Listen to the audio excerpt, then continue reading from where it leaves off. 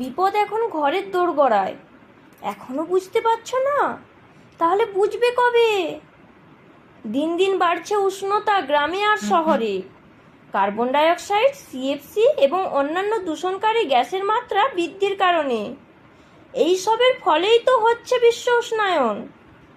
আরে আরে, এইসবের জন্য কি আমরা দায়ী? তা নয় তো কি, মানুষই তো গাছ কেটে শহর গড়ছে অনেক কিছু। জলবায়ুর পরিবর্তনটাও লক্ষ্য রেখো শুধু। শীতকালে আর শীত নেই, বর্ষাতে বৃষ্টি নেই, গ্রীষ্মেতে প্রচুর গরম। তাই তো সবার ঘরে ঘরে এসি, রেফ্রিজারেটরের মহরম।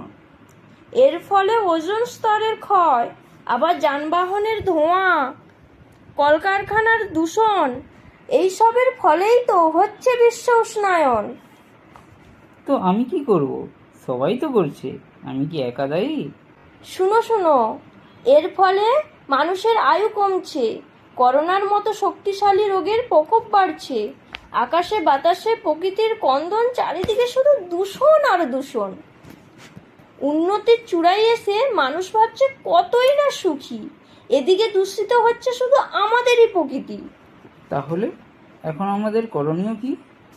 করণীয় এখন, এসো সবাই মিলে হই সচেতন, আর প্রকৃতির প্রতি লক্ষ্য নজর, বৃক্ষকে করো সংরক্ষণ। বিশ্ব উষ্ণায়ন তবেই হবে নিয়ন্ত্রণ।